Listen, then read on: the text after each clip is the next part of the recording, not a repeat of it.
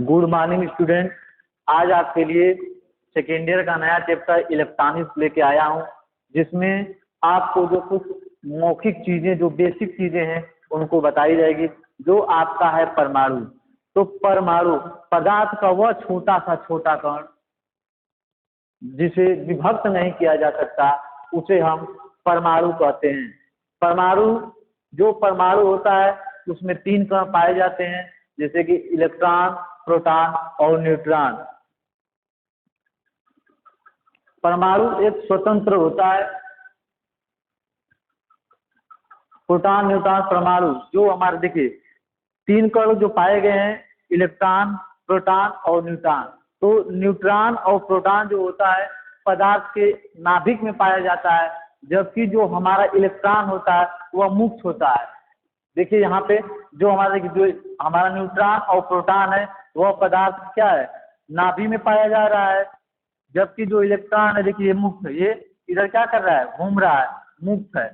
Proton और neutron देखिए यहाँ पे लिखा हुआ नाभिक में पाया जाएगा, और न्यूट्रॉन जो हमारा जो इलेक्ट्रॉन है मुक्त है।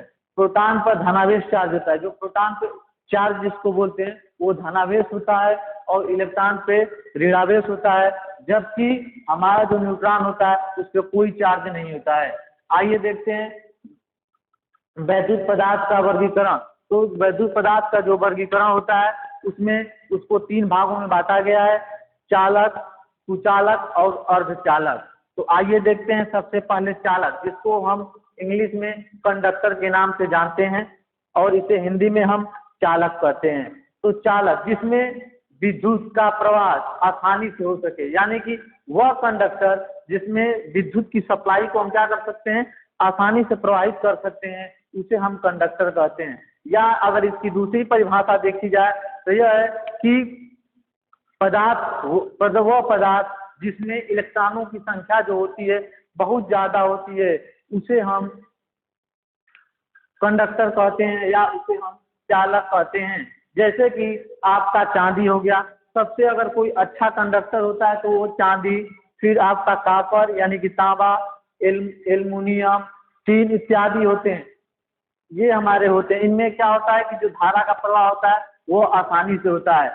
किसी भी पदार्थ को चालक की उपस्थिति में मुक्त इलेक्ट्रॉनों की संख्या पर निर्भर करता है, यानी कि जो देखिए यहाँ पे जो मैंने ये चीज बना के आपको दिखाई थी कि जो मुक्त इलेक्ट्रॉनों की संख्या, यानी कि जिन पदार्थ में मुक्त इलेक्ट्रॉनों की संख्या जितनी ज्यादा होगी उसमें जो करंट का प्रवाह है उतना ही अच्छे तरीके से होगा।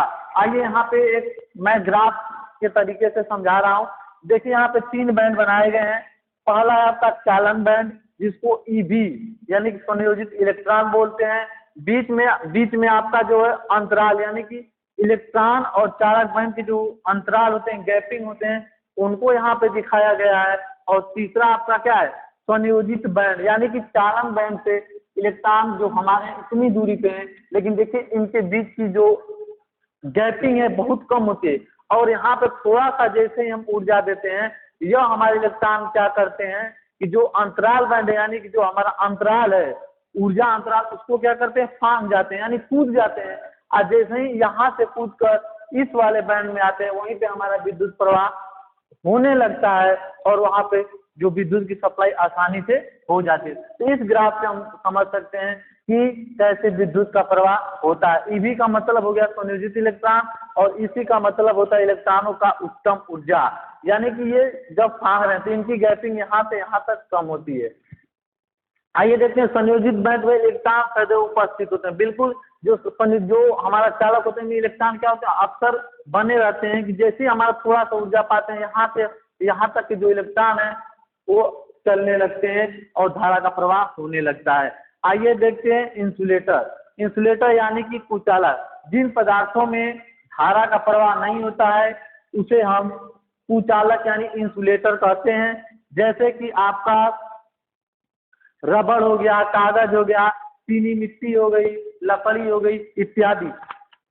वो इनमें क्या होता है कि करंट का प्रवाह नहीं होता है, यानी कह सकते हैं कि वह पदार्थ जिसमें इलेक्ट्रॉनों की संख्या नहीं के बराबर होती है या अल्प होती है, उसे हम इंसुलेटर कहते हैं। इसमें इलेक्ट्रॉन देखिए यहाँ पे जो मुक्त इलेक्ट्रॉनों की संख्या की बात की जाए तो इसमें मुक्त इलेक्ट्रॉनों की संख्या नहीं होती है।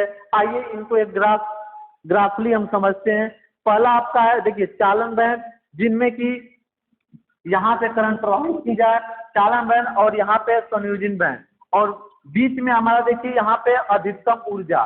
तो जो यह हमारा अधिकतम ऊर्जा है, अगर हम यहाँ से किसी पदार्थ में अगर सप्लाई देना चाहते हैं तो जैसे ही हम सप्लाई देंगे तो इनमें क्या है कि इलेक्ट्रॉनों की संख्या बहुत कम है, और संयोजन बैंड और चालन बैंड में इतनी ज्यादा दूरियां होती हैं कि कितना हम सप्लाई दें, ये इलेक्ट्रॉन इस यहाँ से यहाँ नहीं कूद सकते, इसलिए इसमें विद्युत का प्रवाह नहीं होता है, यानी कि सप्लाई नहीं होती है, इसलिए हम इसे कुचालक कहते हैं।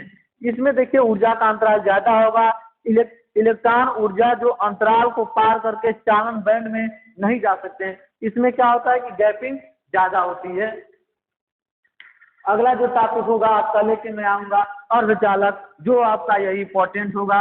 अगले क्लास में मिलते हैं और आपको बताया जाएगा अर्धचालक, जिसको इंग्लिश में हम बोलते हैं सेमीकंडक्टर।